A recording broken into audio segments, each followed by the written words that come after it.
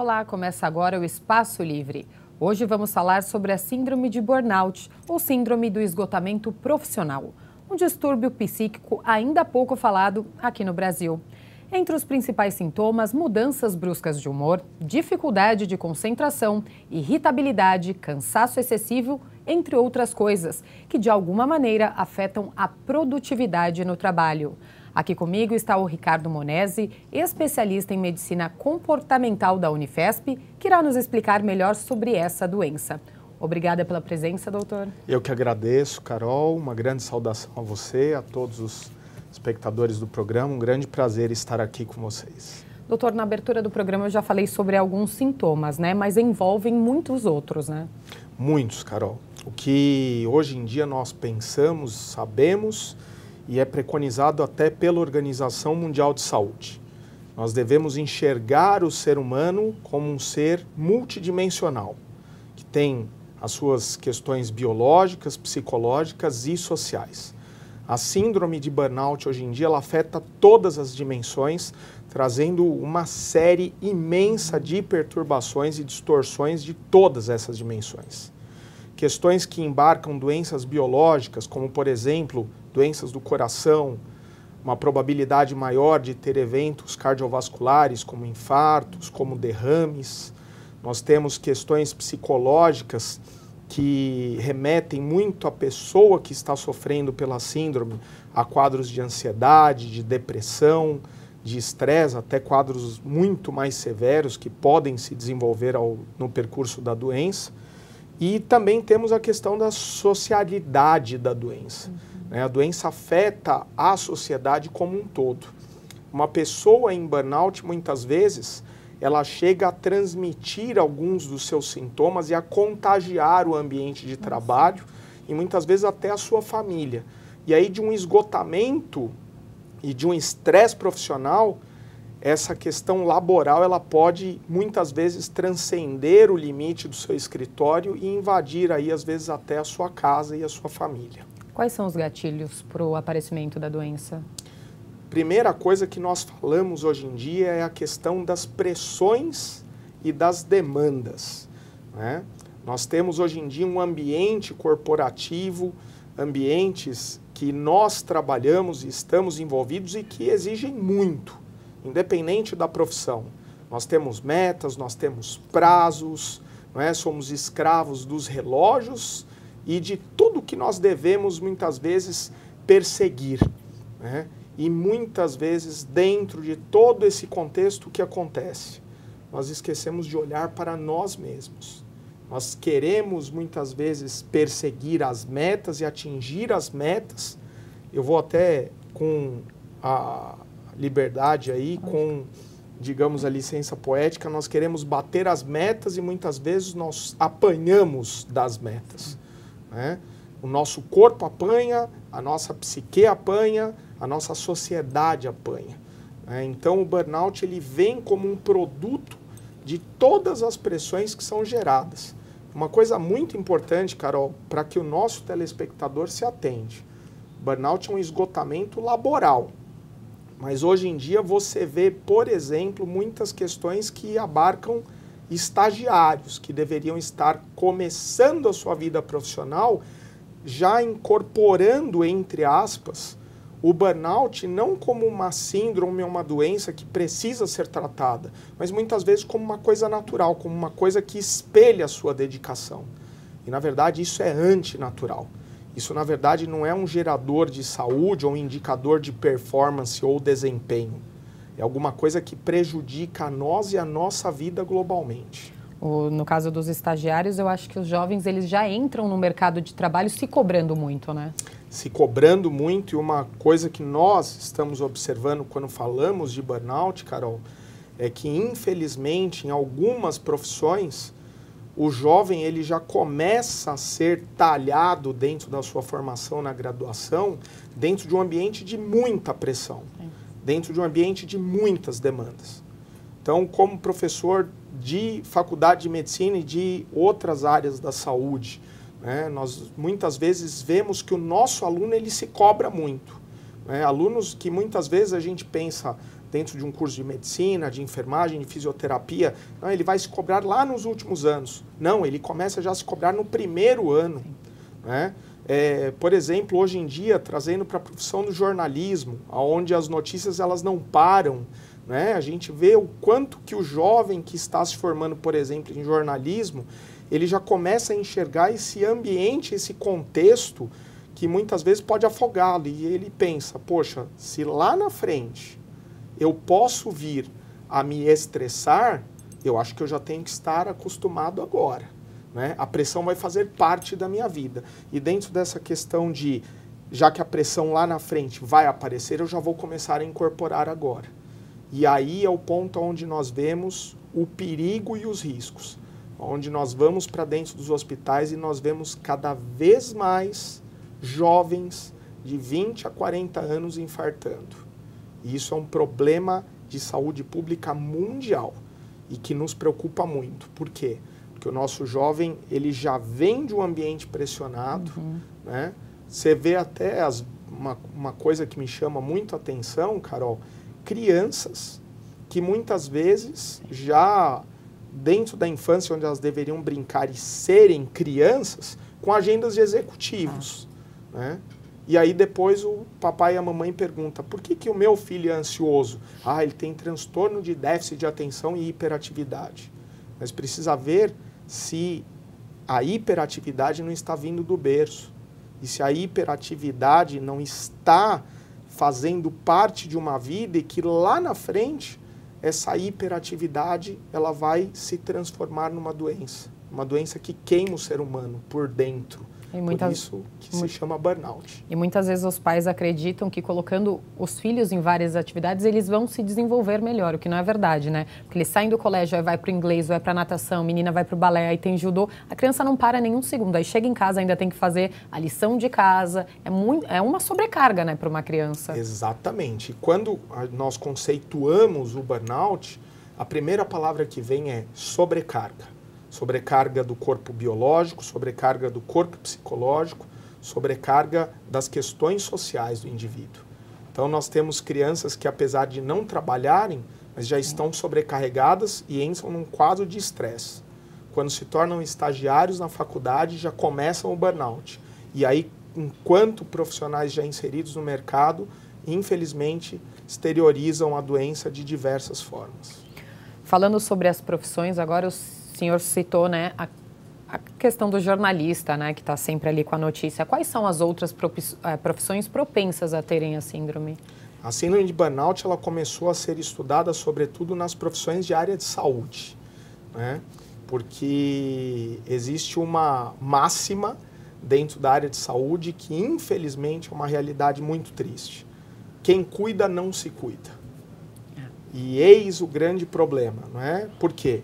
Que enquanto profissionais de área de saúde, muitas vezes o profissional ele tem plantões sucessivos, ele dorme pouco, com pouca qualidade, se alimenta mal, né? E isso vai se acumulando e transformando-se numa bola de neve. Mas hoje em dia nós vemos também outras profissões, né? A questão do jornalismo é uma profissão de intenso burnout, né?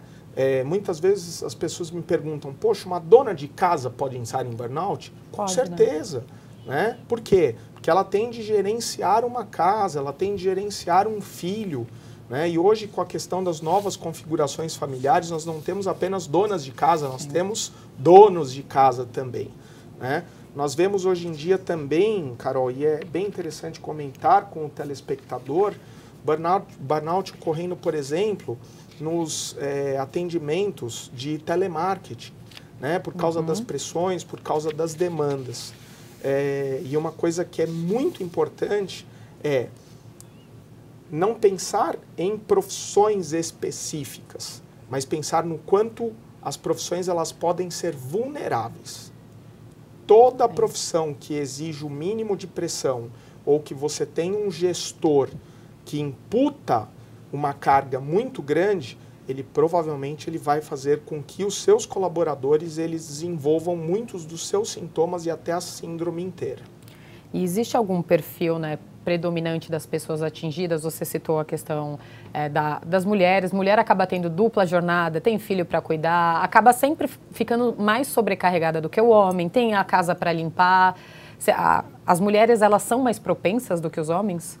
Hoje em dia nós temos um quadro que ele está, digamos, numa transformação. Se você pegar os artigos científicos que falavam de burnout, você tinha um impacto do burnout dentro do aspecto do gênero feminino muito forte, por causa das duplas e às vezes triplas jornadas, e uma questão de um perfil muito forte, que eram aqueles perfis de profissionais de alto desempenho ou alta performance. Quando você pensa, por exemplo, num gerente de uma grande empresa ou num gestor que deve ali gerenciar vários colaboradores e ele tem muitas vezes um superior imediato que lhe imputa muita pressão. Hoje em dia, com as questões das novas configurações que até eu já citei, nós temos o burnout praticamente se equilibrando. Mas os perfis mais vulneráveis são o quê? São pessoas que já apresentam um histórico, um antecedente de alguns quadros ou de ansiedade ou de depressão. São pessoas que devem ser observadas com mais cuidado, né? Pessoas que muitas vezes se cobram muito, né? Porque muitas vezes o burnout é gerado pela cobrança externa e muitas vezes nós esquecemos das nossas cobranças internas. Então é nesse ponto que muitas vezes aquela pessoa que tem uma autoestima baixa, que tem um baixo comprometimento, com o seu próprio cuidado, ela tem um perfil muito vulnerável. Doutora, a gente vai continuar falando sobre o assunto daqui a pouco. O Espaço Livre vai para um rápido intervalo e volta já já. Não saia daí.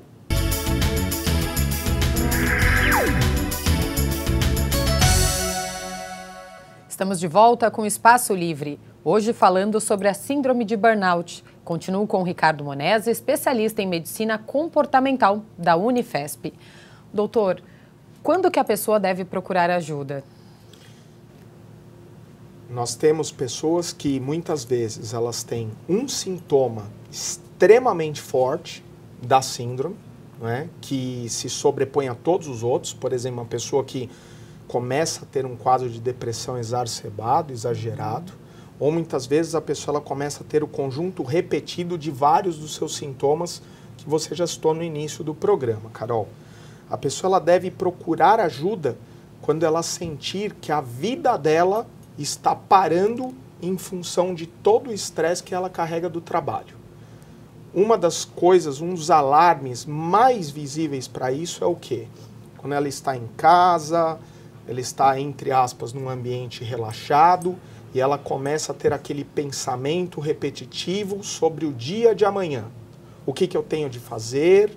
O que será que eu tenho de dar conta?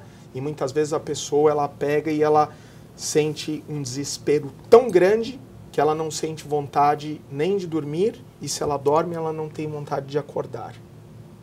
Esse é o momento onde ela deve parar e procurar ajuda, né? Ela deve parar e procurar ajuda, por exemplo, no final de semana, um familiar, um amigo, um parceiro, pega e chama ela para fazer uma atividade divertida. E ela fala, eu não tenho vontade, né? Porque o burnout ele se espelha, como já dissemos, do ambiente de trabalho para o ambiente doméstico. Né? E as pessoas elas têm de ter a consciência de que, como qualquer doença, quanto mais cedo o diagnóstico, quanto mais rápido os tratamentos e as intervenções, melhor a pessoa ela consegue responder e muitas vezes se tratar e até se curar dos vários sintomas que compõem essa síndrome. Doutor, você acredita que as pessoas acabam confundindo, né, a síndrome com a depressão por conta dos sintomas? Muito. As pessoas muitas vezes elas até perguntam, né, o que vem primeiro, o burnout ou a depressão? Muitas vezes nós não sabemos, porque às vezes as pessoas, quando elas aparecem com todos os sintomas do burnout, elas não conseguem definir o limite temporal, o espaço de tempo onde começou o sintoma de depressão ou mesmo de ansiedade e quando começou a síndrome de burnout a acontecer em toda a sua plenitude. O que as pessoas elas têm de fazer e nós recomendamos sempre é que elas se observem E que elas peçam, por exemplo, para que uma pessoa que está ali ao seu lado, trabalhando todo dia, para que ela ajude nessa questão de vigilância. Né? Pedir para o colega de trabalho, olha, eu estou me sentindo muito nervosa, eu estou me sentindo muito tenso. Né? Você vem percebendo isso desde quando? Que é muito mais fácil para a pessoa observar do lado de fora do que nós por dentro. Sim. Porque a queima, muitas vezes, ela ocorre de uma maneira tão profunda e tão intensa, Carol, que ela chega até mesmo a queimar as memórias. Então a gente sempre precisa ficar atento, mas é muito perigoso pensarmos o que vem primeiro. Na verdade, é um conjunto que vem se acumulando e, infelizmente, é como um vulcão que explode e você não tem como colocar a lava para dentro. Né? É calor, é dano, é intensidade, é prejuízo na qualidade de vida.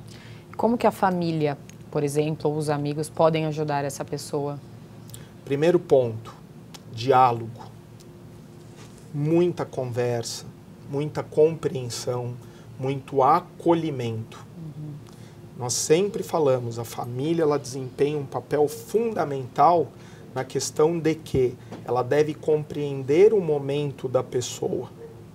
Nós não nascemos para sermos super-heróis. Nós nascemos enquanto humanos, ponto. Temos um limite e devemos saber falar sim e não. E muitas vezes a família, ela desempenha um papel fundamental em alertar essa pessoa que ela está extrapolando os limites, que ela está trazendo os problemas do trabalho para casa, ela está trazendo a tensão do ambiente laboral para dentro do seu lar. E uma das primeiras coisas que às vezes se faz é excluir, condenar ou isolar a pessoa que sofre da síndrome. Quando na verdade ela precisa de acolhimento. Ela precisa de atenção. É muito importante para o espectador. Eu não estou falando para passar a mão na cabeça. É saber entender o momento da pessoa. Conversar. Tentar tirar a pessoa daquele centro nervoso. E doutor, no caso das empresas, o que as empresas podem fazer para que a síndrome não afete os funcionários? Primeiramente, as empresas elas devem ter o estabelecimento racional de metas. Sabemos que estamos num ambiente extremamente selvagem, num momento de crise mundial, onde muitas vezes o super-herói que eu falei agora há pouco, ele deveria ser encarnado pelos gestores e pelos colaboradores. Mas as empresas devem pensar que cada funcionário é uma engrenagem fundamental no funcionamento de sua empresa. Nós devemos pensar o quê? Que muito mais do que colaboradores ou portadores de um crachá, somos seres humanos. Estabelece-se metas? Sim, mas metas de maneira racional. Os gestores deveriam estar atentos ao comportamento das suas equipes. Se você tem um funcionário que está adoecendo muito, ou mesmo um ambiente que adoece, Carol, nós falamos muito sobre isso, né? Muitas vezes, em trabalhos de consultoria, a gente vai até a empresa, visita uma empresa e vê dois ambientes distintos. Um ambiente onde as pessoas conversam, as pessoas trocam experiências, as pessoas elas crescem e o trabalho acontece. E um outro ambiente que está extremamente intoxicado por um sentimento de nervosismo, de tensão, né? Um ambiente onde muitas vezes a pessoa ela para de trabalhar no meio da sua jornada para ir chorar no banheiro, né? Então o gestor ele deve ficar muito atento, né? E desenvolver o que muitas empresas hoje em dia, muitas multinacionais vêm buscando. São programas não apenas de qualidade de vida, mas sobretudo de bem-estar. Programas que trabalham estratégias da questão psicológica, da questão social e até da questão biológica. Nós temos empresas, por exemplo, que vêm adotando com muito sucesso para a redução do aparecimento e até do controle do burnout quando ele já está instalado, algumas práticas integrativas e complementares em saúde, como, por exemplo, a meditação. Bem legal. E em relação à jornada de trabalho, existe alguma recomendação médica?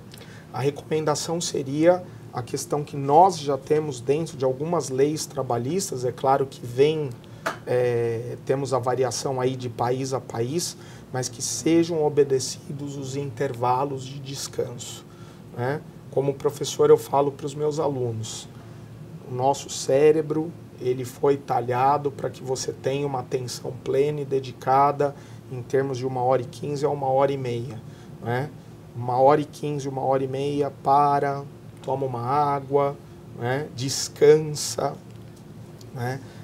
E o descansar não é pegar o telefone, porque muitas vezes, né, você sai para descansar e você vê que os problemas eles vêm junto nos aplicativos de mensagens ou mesmo no e-mail que nós olhamos. Tem que se desligar mesmo. Tem que se desligar.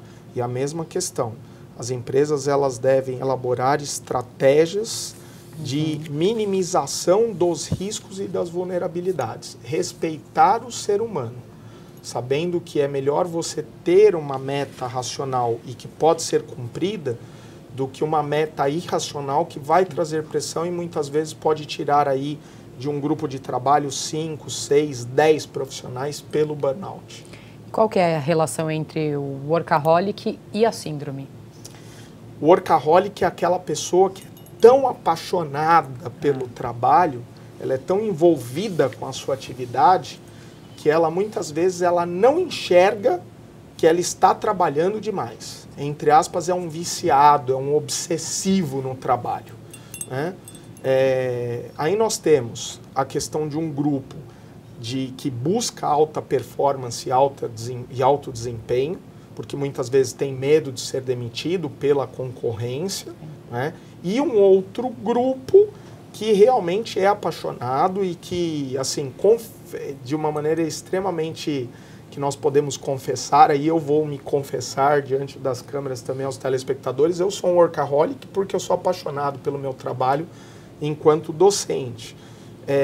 O problema é quando o workaholic ele não consegue enxergar que ele está entrando no burnout. Né? Nem todo workaholic, muitas vezes, ele entra dentro da síndrome. Por quê? Porque a síndrome geralmente ele afeta aquela pessoa que está estafada, que está sobrecarregada. E uma coisa bem interessante também, um fator protetivo ao burnout, que muitas vezes faz com que o workaholic não desenvolva a síndrome, é o amor que ele tem pelo trabalho. Mas o workaholic ele tem uma coisa também que o protege. Ele sabe muitas vezes desligar. Ele sabe muitas vezes que ele precisa daquele momento. Apesar dele ser apaixonado, ele consegue, entre aspas, sair do trabalho, né? Porque ele sabe que ele vive aquilo de maneira muito intensa, mas é dentro de um espaço de tempo ou dentro de um espaço de paredes. É muito diferente de uma pessoa que tem a síndrome. Mas workaholics podem desenvolver a síndrome? Podem. E aí, apesar do amor, vai ser aquele amor que, infelizmente, vai gerar ardor, vai gerar doenças, vai gerar crises no corpo, no pensamento e também no seu convívio social. E, doutor, o que a gente pode fazer, né, para prevenir a síndrome e a partir do momento que ela for constatada, qual que é o tratamento, né? Como que se dá esse tratamento? Nós hoje em dia temos vários tipos de recursos terapêuticos para cuidar de quem já está dentro da síndrome, né? Abordagens psicológicas diversas dentro de todas as linhas, aí a individualidade de cada um que vai induzir a pessoa a buscar um profissional. Infelizmente, às vezes existem pessoas que precisam ir para a questão de um tratamento psiquiátrico, fazer uso de uma medicação, né? E hoje em dia nós temos o crescimento da utilização de recursos das práticas integrativas e complementares que estão disponíveis no SUS. Utilização de medicamentos fitoterápicos. Nós hoje em dia temos aí estratégias que não são apenas terapêuticas de tratamentos que possam controlar ou curar, mas sobretudo prevenir, né? A própria meditação que nós já falamos, a questão de práticas como, por exemplo, o yoga, né, vem dando muitos resultados dentro de empresas. Nós temos a acupuntura como um recurso que diminui, por exemplo, uma das das questões sintomáticas que aparecem muito na síndrome, que são as populares enxaquecas, as cefaleias tensionais. A acupuntura tem dado muito resultado. E uma coisa, Carol, que é extremamente fácil, o telespectador às vezes fala, poxa, mas onde eu vou procurar esse recurso? E às vezes ele fica engessado e não sabe onde procurar ajuda. Tem um elemento que vem sendo estudado especialmente no Japão, que é um lugar onde as pessoas têm muito burnout, que é o quê? A questão de desenvolver alguma prática esportiva ou alguma prática de hobby em parques. Nós temos um estudo maravilhoso no Japão, na Universidade de Chiba, com pessoas em síndrome de burnout, onde essas pessoas elas são convidadas a fazer uma caminhada no meio de uma floresta. E aí, aos olhos de muitas pessoas falam, poxa, mas uma caminhada no meio de uma floresta, ver árvores, na verdade é uma caminhada onde você vai perceber a natureza e muitas vezes essa caminhada é uma caminhada não apenas sobre uma trilha, mas é uma caminhada que te leva a reencontrar uma pessoa que você perdeu no meio do seu trabalho, que é você. Doutor, muito obrigada pela participação aqui no programa. Quer deixar algum contato? Eu que agradeço. O meu contato via redes sociais, Ricardo Monese, e com um Z, e também pelo e-mail prof.ricardomonese@outlook.com. E o Espaço Livre de hoje fica por aqui. Obrigada pela companhia. E até o próximo programa. TV Câmara São Paulo, a política da cidade passa por aqui.